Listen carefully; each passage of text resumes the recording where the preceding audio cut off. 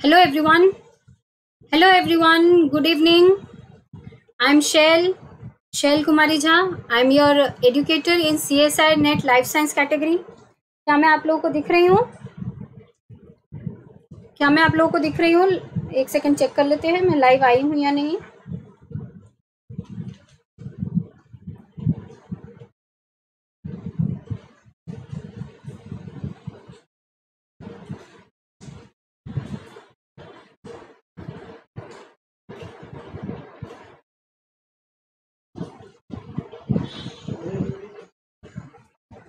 क्या मैं लाइव आई हूँ? कोई मुझे बोल सकता है?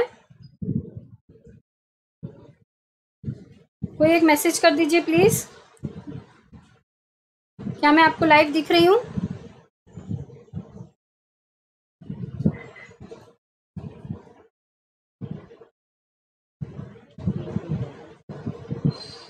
क्या मैं आप लोगों को लाइव दिख रही हूँ? कोई प्लीज मुझे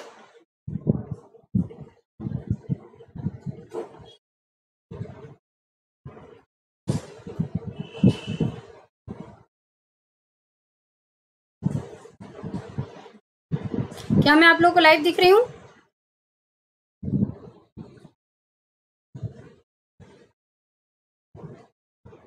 एक बार देख लेते हैं मैं लाइव हूँ या नहीं। यस।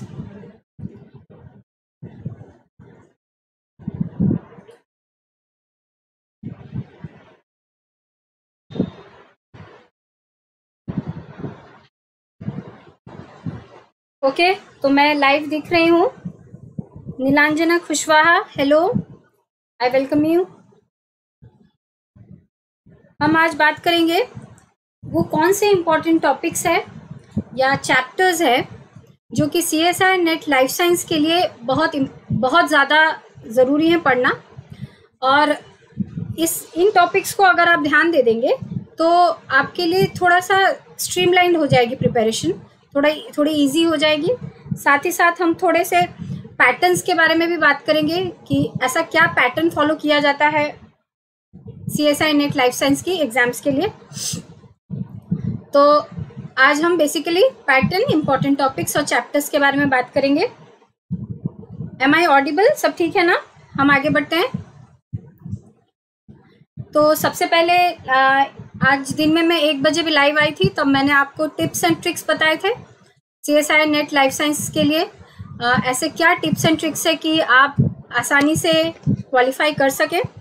तो उस समय में मुझे सिलेबस के बारे में किसी ने पूछा था लाइव चैट में, तो ये मैं यहाँ पे आपको लिंक दे दी हूँ। CSIR HRDG का ये ऑफिशियल वेबसाइट है।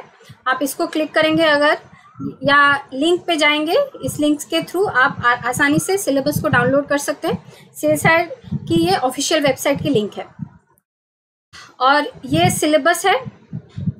ये पूरा एक जगह पे उन्होंने प्रिसाइजली लिख दिया है 13 चैप्टर्स के टॉपिक्स। तो ये लाइफ साइंस का सिलेबस है, बहुत सारे लोगों को पता होगा, जिन्हें नहीं पता है मैं उनके लिए बोल देती हूँ। चैप्टर 1 है molecules and their interaction relevant to biology. Then chapter 2 है सेल्यूलर ऑर्गेनाइजेशन। चैप्टर 3 है फंडामेंटल प्रोसेसेस। देन चैप्टर 4 है cell communication and cell signalling. Yes Manish, thank you for your reply. Then है डेवलपमेंटल बायोलॉजी। देन है system physiology. Then है system physiology plants and animals. Then है inheritance biology. Then है diversity of life forms, ecological principles, evolution and behaviour, applied biology, methods in biology. तो ये एक concise करके उन्होंने प्रिसाइजली सिलेबस दे दिया है और हर चैप्टर का ये सब टॉपिक्स है।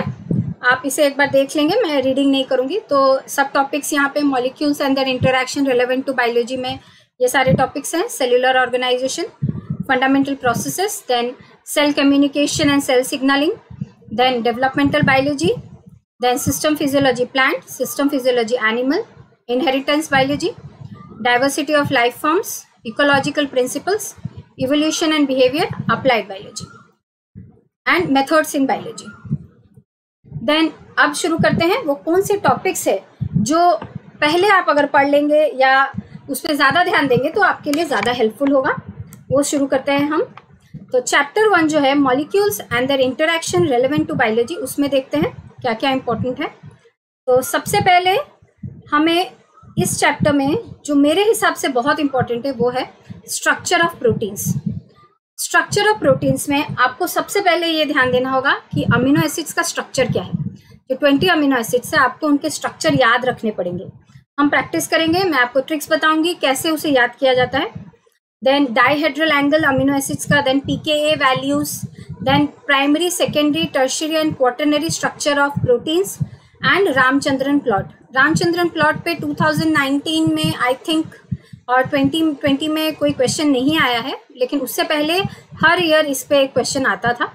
तो ये कुछ इंपॉर्टेंट चीज़ें हैं यूनिट 1 में। देन है एंजाइम काइनेटिक्स, आपको एंजाइम काइनेटिक्स एंड एंजाइम का क्या रोल है ये बहुत इंपॉर्टेंट है। इसके Km एंड Vmax के वैल्यूज, देन जो भी ग्राफ्स वगैरह हैं इसके ग्राफिकल जो भी कॉन्सेप्ट्स हैं एंजाइम काइनेटिक्स के वो बहुत इंपॉर्टेंट है, एक बार वो ज़रूरी देख लेंगे। देन स्ट्रक्चर ऑफ डीएनए बहुत इंपॉर्टेंट है, बेसिकली सबसे ज़्यादा इंपॉर्टेंट है A, B and Z DNA. आपको लेनिंजर बुक में, वॉटसन में, कहीं पे भी एक टेबल ऐसा मिल जाएगा जहाँ पे A, B और Z डीएनए के बीच में उन्होंने डिफरेंसेस दिए हैं। ये बहुत इंपॉर्टेंट है। ये मैंने दिसंबर 2019 में भी देखा था, शायद 2020 में भी देखा था। ये अभी का ट्रेंड है, ये चल रहा है। तो ये डिफरेंसेस समझने के लिए आपको स्ट्रक्चर ऑफ डीएनए पढ़ना ही पड़ेगा, तभी आप A, B और Z डीएनए का पढ़ सकते हैं। जैसे कि सिन है या एंटी है उनका ग्लाइकोसाइलेशन, देन एंडो है कौन सा C2 या C3 डैश वो एंडो है या एक्सो है A, B, Z का। ये सारी चीज़ें बहुत इंपॉर्टेंट है A, B और Z डीएनए का। ये टेबल आप पक्का से पढ़ के जाएंगे। Then structure of tRNA, recently तो 2020 में एज सच मैंने नहीं देखा कोई क्वेश्चन, लेकिन ये इंपॉर्टेंट है, बहुत इंपॉर्टेंट है, क्योंकि टीआरएनए में मॉडिफाइड नाइट्रोजीनियस बेसिस है जो कि बहुत ज़्यादा इंपॉर्टेंट है, तो ये आपको पढ़ना होगा। देन नेक्स्ट है जो इस चैप्टर में बहुत इंपॉर्टेंट है वो है स्टेबलाइजिंग इंटरैक्शंस। स्टेबलाइजिंग इंटरैक्शंस में आपको ये जानना ज़रूरी है कि कौन से बॉन्ड्स होते हैं। तो बॉन्ड्स के बारे में एज सच डायरेक्ट कोई क्वेश्चन अगर आपको ना भी मिले तो भी बॉन्ड्स को पढ़ना बहुत इंपॉर्टेंट है। जैसे कि आपको कॉन्सेप्ट बहुत क्लियर होना चाहिए हाइड्रोफोबिक इंटरैक्शंस का, वैन डर वाल्स फोर्सेस का, then hydrogen bond, peptide bond, ये सब बहुत इंपॉर्टेंट है। अगर ये बॉन्ड्स आप ठीक से क्लियर कर लेंगे तो आगे के चैप्टर्स में आपको बहुत हेल्प होगी। तो चैप्टर 1 में से मेरे हिसाब से अगर आपने इतनी चीज़ें पढ़ ली तो मैक्सिमम चीज़ें आप कवर कर लेंगे। इसके अलावा आपको previous year questions and mock tests, previous year questions अगर आप देखेंगे तो आप और पैटर्न डेवलप कर पाएंगे, एंड मॉक टेस्ट अगर देंगे इतना पढ़ने के बाद में तो आई होप ये चैप्टर आपका कवर हो जाएगा। यहाँ तक मैं क्लियर हूँ? Am I clear? चलिए अब हम आगे बढ़ते हैं। चैप्टर 2 है हमारा सेल्यूलर ऑर्गेनाइजेशन। तो सेल्यूलर ऑर्गेनाइजेशन में मेम्ब्रेन स्ट्रक्चर ये बहुत इंपॉर्टेंट है। फॉस्फोलिपिड्स के बारे में पूरा नॉलेज, पूरा कॉन्सेप्ट क्लियर होना चाहिए आपका मेम्ब्रेन स्ट्रक्चर में। Then cell cycle control and basics, mitosis and meiosis का बेसिक बहुत इंपॉर्टेंट है। पहले आता था, अब नहीं आता है इस पे बेसिक्स पे, मतलब कि number of DNA, number of chromosomes कितना होगा, फॉर एग्जांपल प्रोफेज में कितना होगा या मेटाफेज में कितना होगा। तो ये वाला चीज़ें कैलकुलेशन बेसिक्स पहले आते थे, अब नहीं आता है, लेकिन फिर भी आप अगर बेसिक्स नहीं पढ़ेंगे तो आप उसका कंट्रोल मैकेनिज्म नहीं पढ़ पाएंगे। तो कंट्रोल में आपको साइक्लिन सीडीकेस का एग्जाम्पल कॉन्सेप्ट बहुत ज़्यादा क्लियर होना चाहिए। फिर चेक पॉइंट्स का कॉन्सेप्ट बहुत क्लियर होना चाहिए। इस पर एक ना एक क्वेश्चन लगभग हर साल रहता है, तो आपको इसको भी पकड़ के चलना है। Then structure and organisation of chromosomes, nucleosomes, इस पे as such directly nucleosomes related कुछ क्वेश्चंस आते हैं, हिस्टोन प्रोटीन्स रिलेटेड कुछ क्वेश्चंस आते हैं, लेकिन ये अगर आप पढ़ेंगे तो आपका कॉन्सेप्ट क्लियर होगा। एज सच डायरेक्टली कोई क्वेश्चन ना भी आए तो ये पढ़ना इंपॉर्टेंट है कॉन्सेप्ट क्लियर करने के लिए। देन इस चैप्टर में ट्रांसपोजोन्स को पढ़ना इंपॉर्टेंट है। अभी रिसेंट में शायद 2020 में कोई क्वेश्चन नहीं था, लेकिन ये इंपॉर्टेंट है, इस पर आता है। देन साइटोस्केलेटन का रोल, जैसे कि हमें इसके फंक्शंस पढ़ने बहुत इंपॉर्टेंट है। ये पहले आता था, अभी तो 2020 में नहीं आया है, लेकिन ये आ सकता है, ये आता है, ये इंपॉर्टेंट है। तो डिफरेंट साइटोस्केलेटन जो हैं 3 टाइप्स के, उनके डिफरेंट फंक्शंस क्या है।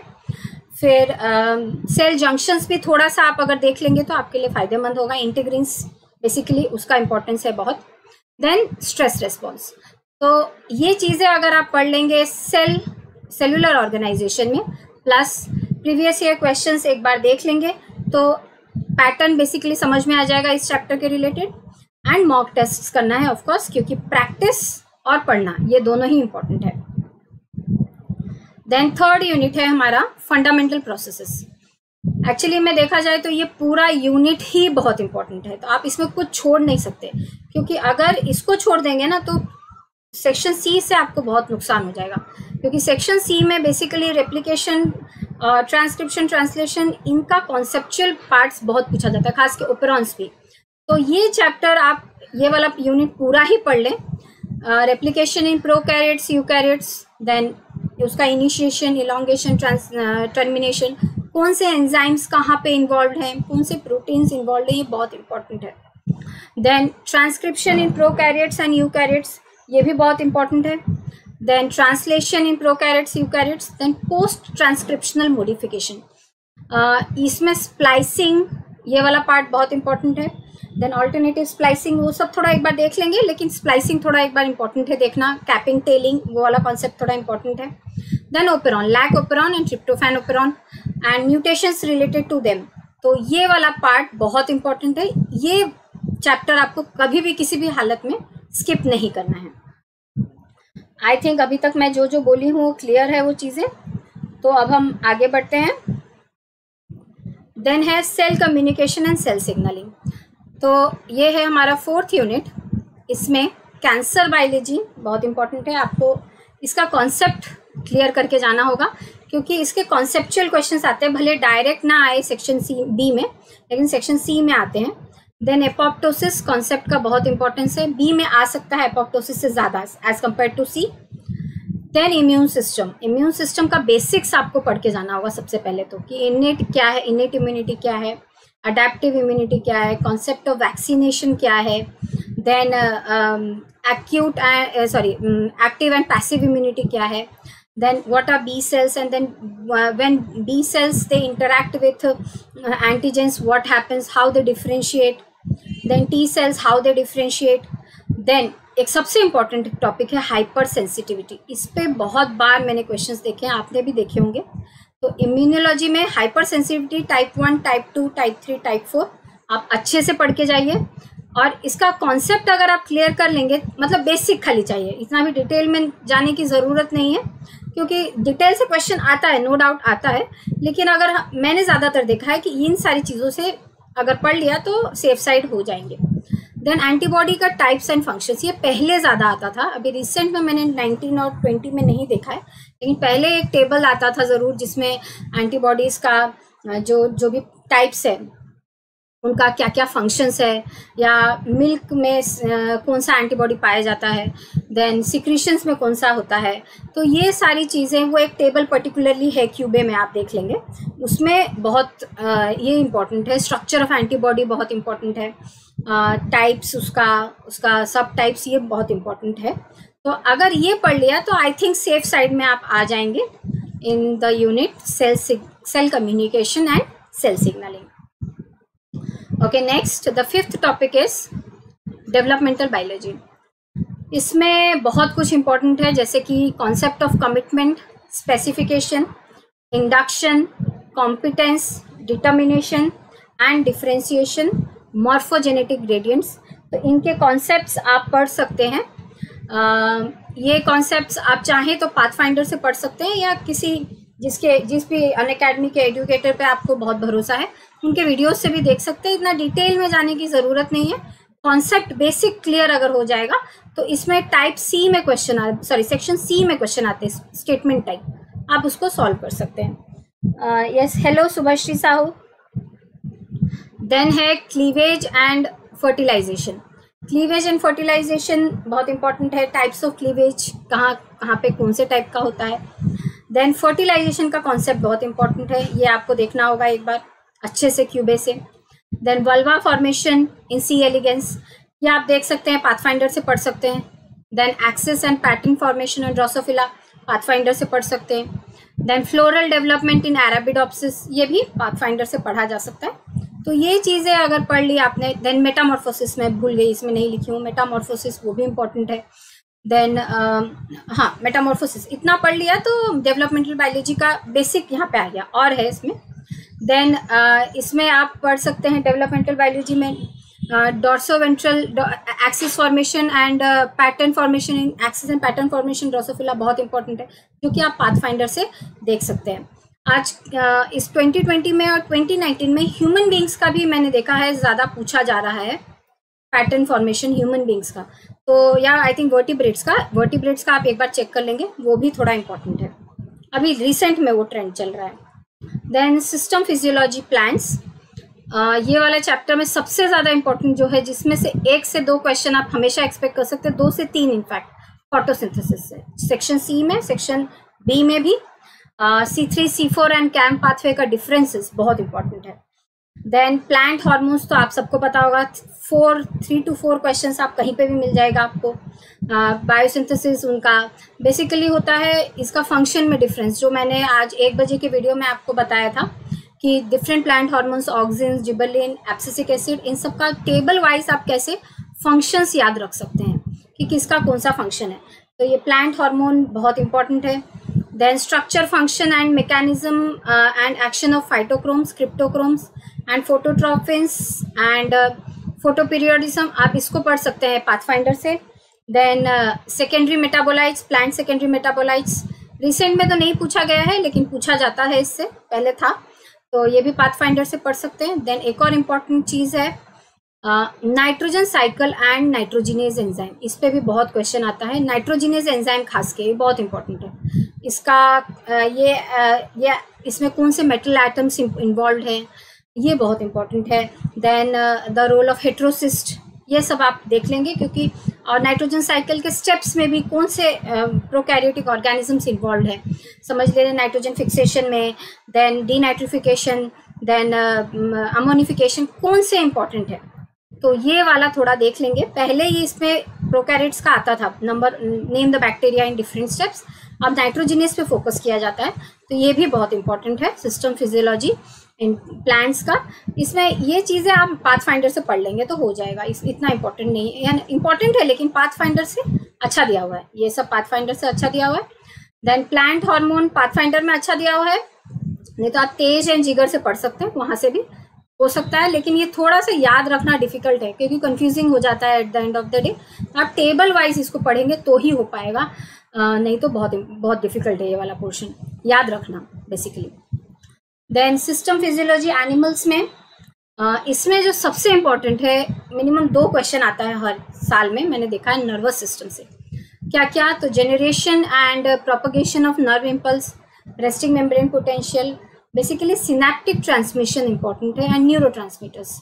देन टाइप्स ऑफ गेट्स, जो भी गेटेड चैनल्स जो होते हैं, voltage gated channel, ligand gated channel, mechanically gated channels. तो नर्वस सिस्टम आप जितना हो सके उतना क्लियर करके जाइए, मेरे ख्याल से बहुत अच्छे से दिया हुआ है टोटोरा में, नर्वस सिस्टम बहुत अच्छे से दिया हुआ है, आप पढ़ लेंगे तो उसमें से सब समझ में आने वाली है। देन सर्कुलेटरी सिस्टम में मैंने देखा है ECG पे ज़्यादातर क्वेश्चन आता है हमेशा, ECG को अच्छे से समझ के जाइए। देन एंडोक्राइनोलॉजी से भी क्वेश्चन आता है, तो ये 3 चीज़ें इंपॉर्टेंट है सिस्टम फिजियोलॉजी इन एनिमल्स में। बेसिकली आपको list of hormones and receptors जानना ज़रूरी है, बहुत इंपॉर्टेंट है ये 2019 में भी आया था, 2020 में भी आया था। देन डिफरेंट हार्मोन्स के फंक्शंस क्या हैं, बेसिकली जो आप सोच सकते हैं, जो हार्मोन्स एंटागोनिस्ट हो जाते हैं उनका फंक्शन, जैसे कि हम PTH एंड प्रोथ हार्मोन एंड कौन सा एक है, प्रोथ हार्मोन एंड एक हार्मोन है ना जिसका एंटागोनिस्ट फंक्शन है, अभी मेरे दिमाग से निकल रहा है। इस तरह से हार्मोन के फंक्शन आपको याद रखने पड़ेंगे, सबका फंक्शन बहुत इंपॉर्टेंट है। देन उनके डिजीजेस, ओवर प्रोडक्शन से और अंडर प्रोडक्शन से कौन से डिजीजेस होंगे ये भी इंपॉर्टेंट है। 2020 में आया था, 19 में नहीं आया था, लेकिन 2020 में आया है इसका डिजीज़ का क्वेश्चन, तो ये भी इंपॉर्टेंट है, लिस्ट पढ़ के जाना ज़रूरी है।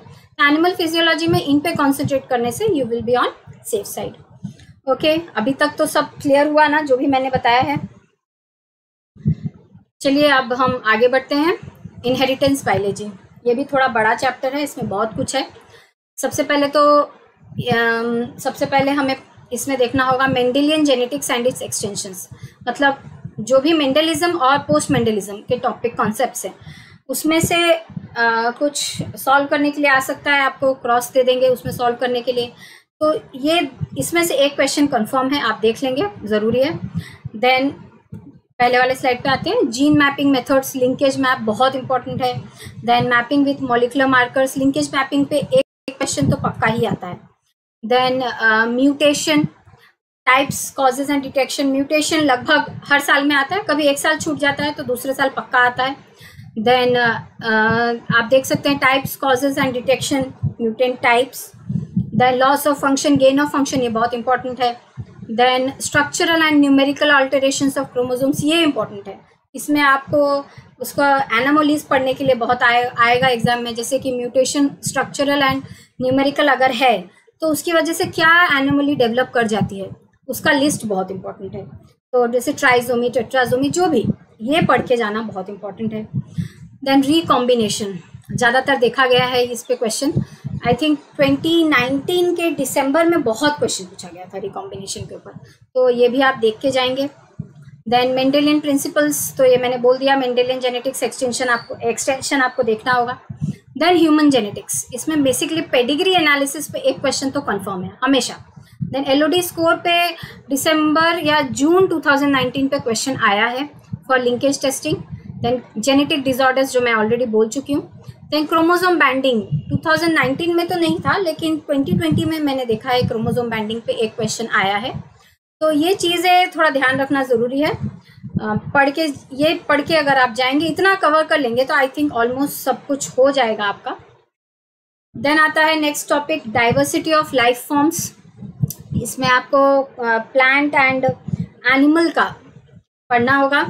मैं बेसिकली जब पढ़ती थी मैं इसे हमेशा स्किप कर देती थी, क्योंकि इसमें से प्लांट्स रिलेटेड एक क्वेश्चन आता है, एनिमल का एक क्वेश्चन आता है, तो आप कितना पढ़ेंगे उसे क्वेश्चन के लिए, और मुझे पर्सनली ये इतना पसंद नहीं था तो मैं छोड़ देती थी।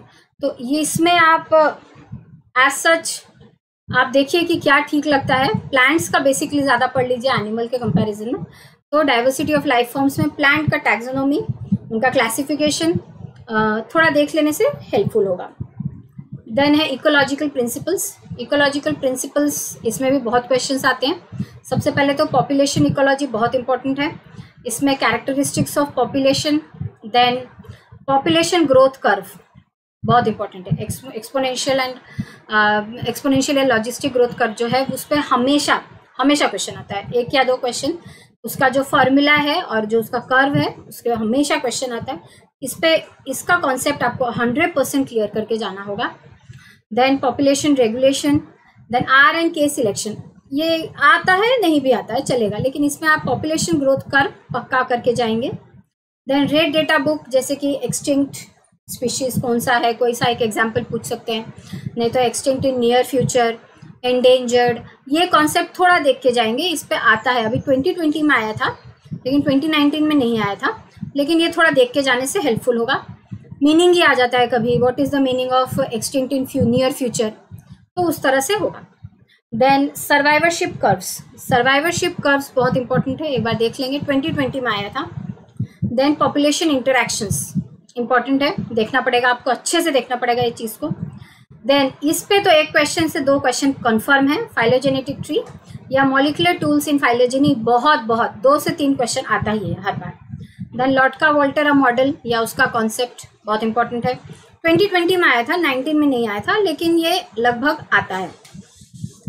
देन हमारा है Hardy Weinberg principle, almost every year इसके ऊपर कुछ ना कुछ न्यूमेरिकल या इसका कॉन्सेप्ट कुछ ना कुछ आता ही है।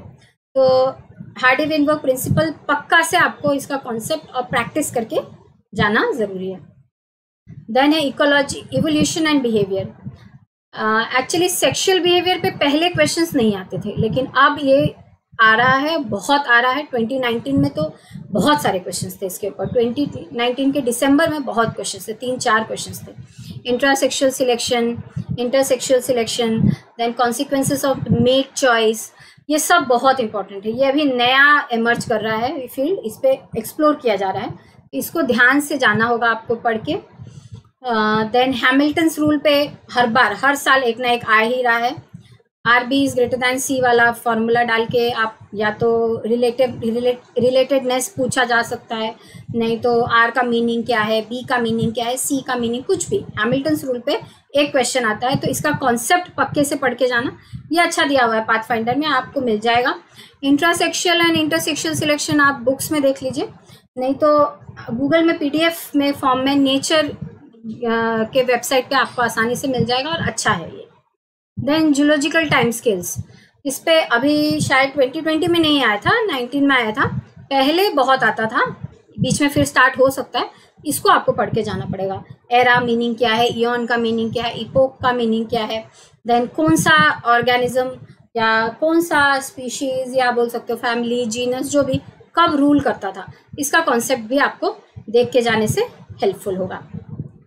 तो यहाँ तक तो मैं क्लियर हूँ, आई थिंक सब कुछ मैं कवर कर रही हूँ धीरे धीरे, यहाँ तक सब क्लियर है।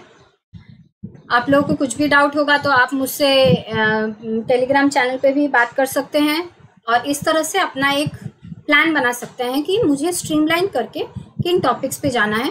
फिर बेसिकली वो टॉपिक, जैसा कि मैंने पहले भी बोला है, आप या तो BSc MSc में अच्छे से पढ़े होंगे या आपको इंटरेस्ट है उन्हीं पे ध्यान ज़्यादा दीजिए, और मैक्सिमम 80% कोर्स कंप्लीट करने से भी बहुत सेफ साइड में आप रहेंगे। चलिए आगे बढ़ते हैं। अब है अप्लाइड बायोलॉजी। अप्लाइड बायोलॉजी में एग्रोबैक्टीरियम मेडिएटेड जीन ट्रांसफ़र, ये बहुत इंपॉर्टेंट है। आई थिंक 2020 में भी आया है और 2019 में तो पूछिए मत इस पर कितने क्वेश्चंस आए थे। तो एग्रोबैक्टीरियम मेडिएटेड जीन ट्रांसफ़र बहुत बहुत इंपॉर्टेंट है, आप इसको प्लीज़ अच्छे से पढ़ के जाएंगे, नहीं तो इसमें बहुत आपको क्वेश्चंस छूट जाएंगे। इसका जितना हो सके उतने डिटेल में आप जाइए तो आपको बहुत हेल्पफुल होगा। Then transgenic animals and plants, इनका मेथड क्या है, प्रिपरेशन का कैसे बनते हैं, देन इनका फंक्शन क्या है, मतलब एप्लीकेशंस क्या है, ये सब बहुत इंपॉर्टेंट है। तो applications and production of transgenic animals and plants. Then breeding in plants, ये मैंने दिसंबर 2019 में बहुत सारे क्वेश्चंस देखे थे इसमें। 2020 में एक ही था शायद, लेकिन देखे थे इसमें काफ़ी क्वेश्चंस थे। देन आता है हमारा मेथड्स इन बायोलॉजी, 13 जो यूनिट है, लास्ट यूनिट है, that is methods in biology. Methods in biology, sorry मैं इसको नहीं लिख पाई। मेथड्स इन बायोलॉजी में अगर आपके पास टाइम है तो, क्योंकि कुछ बहुत सारे बच्चे इस टॉपिक से डरते हैं, तो आपके पास अगर अच्छे सोर्सेज हैं तो आप इसको अच्छे से प्रिपेयर कीजिए। बेसिकली आपको बहुत ज़रूरी है पढ़ना RFLP, RAPD and AFLP techniques. At least इसका फंक्शन क्या होता है, मीनिंग क्या होता है, एटलीस्ट इतना भी पढ़ के जाएंगे तो अच्छा होगा। देन आप PCR, then BAC and YAC vectors बहुत इंपॉर्टेंट है, then plasmids, then cDNA library का concept, then gel electrophoresis, then isoelectric and focusing gels, ये भी बहुत इंपॉर्टेंट है। देन आप पढ़ सकते हैं ये चीज़ें, एटलीस्ट मीनिंग देख के चले जाएंगे। जैसे RFLP, RAPD and AFLP techniques का मीनिंग बहुत इंपॉर्टेंट है, इस पर ज़्यादातर क्वेश्चंस देखे जाते हैं। देन आप देख सकते हैं बायोफिजिकल मेथड्स, थोड़ा सा देख के चले जाएंगे, जैसे कि molecular analysis using UV visible fluorescence, then X-ray, ये सारी चीज़ें थोड़ा देख के जाएंगे तो हेल्पफुल होगा। देन स्टैटिस्टिकल मेथड्स बहुत इंपॉर्टेंट है, अगर आपके सोर्सेस अच्छे हैं, आप जिनसे अच्छे से क्लियर हो सकते हैं, तो मीन मीडियन मोड का कॉन्सेप्ट और इनका एप्लीकेशन, देन इनके ग्राफिकल एनालिसिस, ये सब बहुत बहुत पूछा जाता है। देन रेडियो लेबलिंग टेक्निक्स थोड़ा सा देखेंगे। Then microscopic techniques, at least electron microscope और जो compound microscope, electron microscope basically उसका क्या फंक्शनिंग है, कैसे वो काम करता है, थोड़ा सा देख के भी जाने से हेल्पफुल होगा। देन हम लोगों का है मेथड्स इन फील्ड बायोलॉजी, जैसे कि sampling methods in the study of behaviour, ये बहुत पूछा जाता है, सैम्पलिंग मेथड्स पे बहुत क्वेश्चंस आते हैं। तो and estimation of population density of animals and plants, इस तरह से एप्लीकेशन बेस्ड बहुत सारे आते हैं। तो basically RFLP, RAPD and AFLP techniques, यानी कि आप मेथड्स इन बायोलॉजी जो हमने ऊपर देखा था, हमने देखा था ना मेथड्स इन, हमने सारे टॉपिक्स का यहाँ पे देखिए मेथड्स इन बायोलॉजी, यहाँ पे ये वाला बहुत बहुत ज़्यादा इम्पोर्टेंट है, इसको आपको लेके चलना होगा। Then protein sequencing methods, gene knockout बहुत इंपॉर्टेंट है। Then cDNA library, BAC and YAC का तो पक्का आपको पढ़ के जाना है, इसको आप नहीं छोड़ सकते। Then bacterial, animal and plant vectors, ये भी इम्पोर्टेंट है। फिर यहाँ पे मैंने आपको बताया था बायोफिजिकल मेथड्स में हमारा हो गया माइक्रोस्कोपी, बेसिकली वो इम्पोर्टेंट है। देन स्टैटिस्टिकल मेथड्स, ये अच्छे से पढ़ के आपको जाना ही होगा। Then methods in field biology, मैंने जो बोला population density and behaviour. Then microscopic techniques, इसमें मिनिमम एटलीस्ट बेसिक कॉन्सेप्ट और वो कैसे काम करता है पढ़ के भी चले जाएंगे तो हो जाएगा। तो आई थिंक, और रेडियो आइसोटोप, रेडियो लेबलिंग का कॉन्सेप्ट देख लीजिए, कॉन्सेप्ट, बेसिक कॉन्सेप्ट अगर देख लेंगे तो आई थिंक हो जाएगा। तो ये चैप्टर लास्ट वाले चैप्टर से इतना इम्पोर्टेंट है। तो इस तरह से अगर आप प्रैक्टिस कर एक प्लान बनाएंगे, पैटर्न को देखेंगे, कैसे पैटर्न देखेंगे, तो आपको 2018 से, मैंने सुबह की क्लास में बताया था कि 2018, 19 और 20 इनके पेपर्स को एनालाइज कीजिए, कहाँ से ज़्यादा क्वेश्चंस देखे आए हैं, लिस्ट बना लीजिए ना, हर क्वेश्चन को देखिए और आप समझ लीजिए आपने कंप्यूटर में डाउनलोड किया, आप पढ़ रहे हैं, उसी का ही टेबल पेपर पे लिस्ट बना के चलिए कि किस चैप्टर से ज़्यादा आया है। इससे आपको पैटर्न का आइडिया हो जाएगा। फिर उसके बाद उस पैटर्न से आप इम्पोर्टेंट टॉपिक्स निकालिए अपने लिए, आप किस में कंफर्टेबल है उसको पढ़ना स्टार्ट कीजिए। और फिर मैंने आपको टाइम टेबल तो बताया था कि किस तरह से मॉडल टाइम टेबल बनाना है, उसमें उसको फिट कीजिए। और फिर अगर आप इस तरह से कंटिन्यू करेंगे, बुक्स के बारे में भी पाथफाइंडर से कुछ चीज़ें पढ़ी जा सकती है, मैंने अभी आपको बताया, सुबह भी बताया था। प्लस हम बुक्स के बारे में बात करेंगे, किन बुक्स में थोड़ा ईजी दिया हुआ है, then mock tests and previous year questions. तो ये कुछ मंत्र हैं जो कि आपको हेल्प करेंगे आपके प्रिपरेशन में। इसके साथ आज का जो पैटर्न वाला वीडियो था वो मेरा कंप्लीट हुआ। आज मेरा फर्स्ट डे था अनअकैडमी में, ये मेरा सेकंड क्लास है। अब कल से हम शुरू करेंगे हमारी जर्नी पढ़ने की। तो जितना हो सके मैं इजी वे में समझाने की कोशिश करूंगी ताकि जो डर है वो आपके अंदर से निकल जाए। साथ ही हम प्रीवियस ईयर क्वेश्चंस भी प्रैक्टिस करेंगे, कुछ मॉक टेस्ट भी देंगे, फिर कुछ प्रैक्टिस जब करेंगे तो लर्न बाय सॉल्विंग, मेरे साथ आप सॉल्व करेंगे, मैं आपको सिखाऊंगी, आप मुझे बताएंगे कि आप समझे नहीं समझे। इस तरह से 2020 का पेपर पूरा सॉल्व कर सकते हैं हम। फिर एक एक करके धीरे धीरे जो टॉपिक्स मैं पढ़ाने वाली हूँ वो हम कवर करेंगे। इसके साथ में मैं ये वीडियो ख़त्म करती हूँ, आज का सेशन यहीं ख़त्म करती हूँ। थैंक यू फॉर वॉचिंग, जो भी मुझे देख रहे हैं बहुत बहुत थैंक यू। आई होप जो भी मैंने बोला वो आपको हेल्पफुल लगा। Thank you so much and all the best.